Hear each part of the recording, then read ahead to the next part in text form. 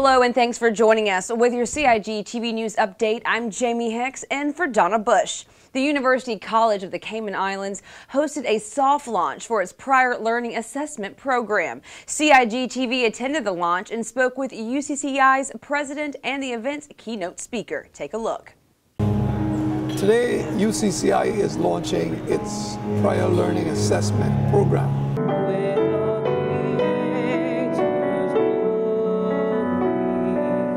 This is the soft launch of that program because in 2019 we will be having a more formal launch.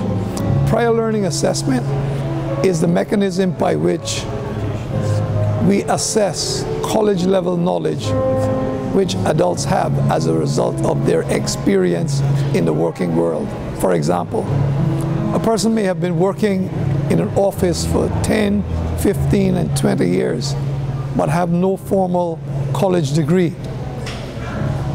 We accept that over those years they will have acquired some knowledge. What prior learning assessment does is assess that knowledge, measure the level of that knowledge, and we put that on a scale against formal college degrees.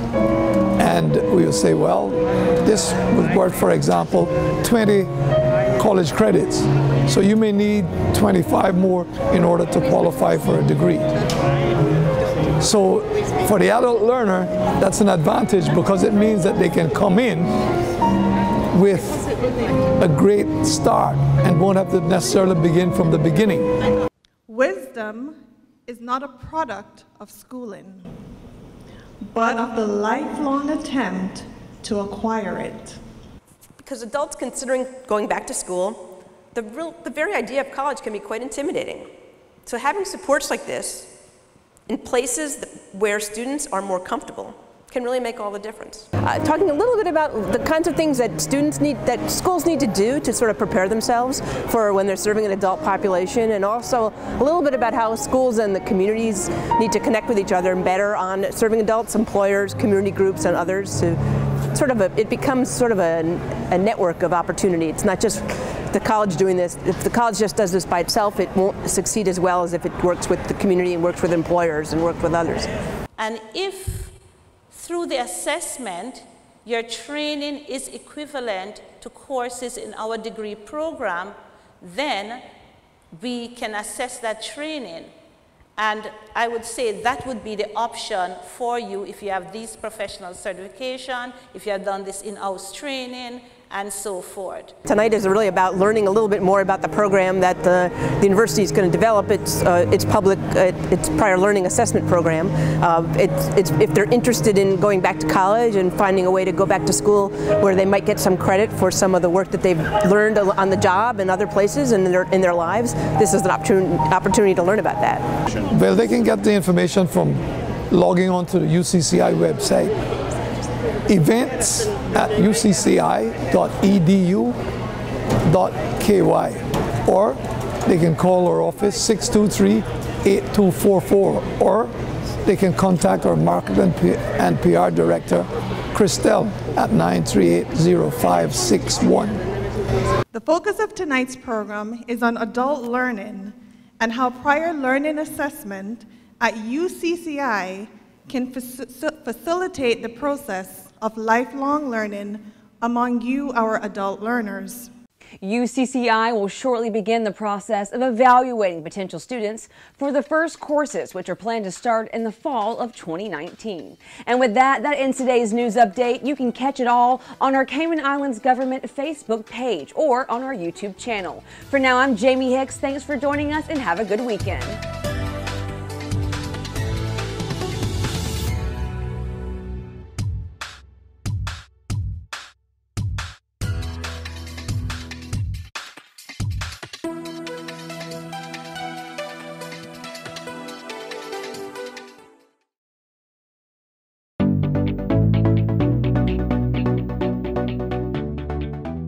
I'm Jody Ann Powery. I'm the Police Media Officer with the RCIPS, and I'm here to give you some crime prevention tips on how to best protect your property. The first thing that we want to discuss is our points of entries. Let's start with the front door, and then we'll move on to the windows and the back doors or sliding glass doors. The first thing to consider is the front door. This particular front door has 2 deadbolt locks. One of these deadbolt locks are properly carpentered and the other is not. When your door is properly locked, you'll hear a click at the end and the deadbolts are not able to move. If it is slightly opened, then you can push the deadbolt back without having any restrictions. I'll now proceed to show you what your lock should look like when it is properly locked.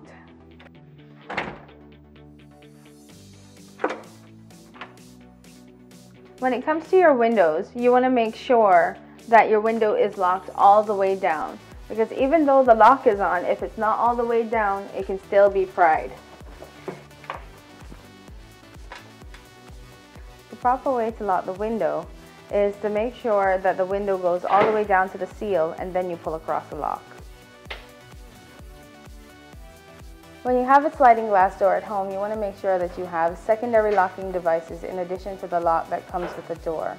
One of those can be a simple piece of wood that's jamming the doorway.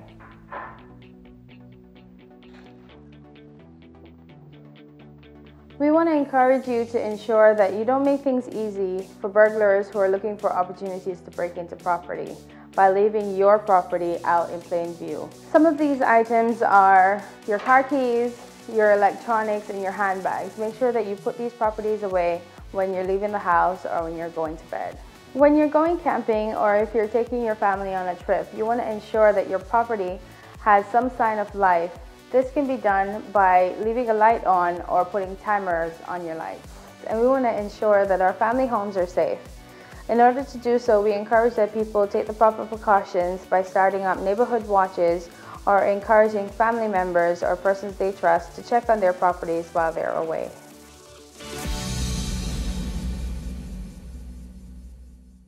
Boating, fishing, and water sports in the Cayman Islands are great, but keep a cool head. Here are 7 tips for fun and safe sea outings. Number 1. Use a checklist to plan your outing. Check the weather forecast, make a float plan, and share it with someone who is remaining on land, stating where you're going, with whom, and when you're expected to return. Visit your nearest marine supply store to get your safety gear. This includes signaling mirrors, whistles, and a flare kit.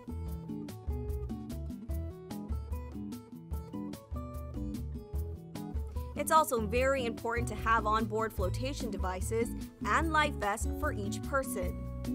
There are different types of vests. Some are for water sport activities such as snorkeling, and others are for going on offshore boating or on fishing trips.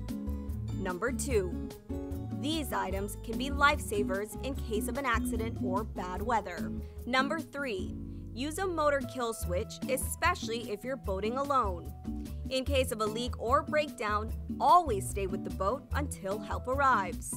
If you capsize, an emergency beacon or locator device can send a distress signal to inform the authorities of your location. Larger flares will indicate distress to a boat, airplane, or search and rescue officials. Number 4. In addition to sunscreen, food, and beverages, it would be smart to have a cell phone. Make sure your marine radio works. Cayman boaters use channel 16 to communicate. Number 5. Also, don't forget your anchor and sufficient rope. Number 6. Boat operators should be familiar with the local waters and reefs, as well as the capabilities and functions of the vessels they are using. Always obey the rules of the sea and the marine environment, and have courtesy for others. Number 7. Alcohol and salt water do not mix, especially if you're the captain. Some useful contact numbers are 911. The RCIPS Marine Base is 649-7710, and the Port Authority is 949-2055. Smooth sailing all!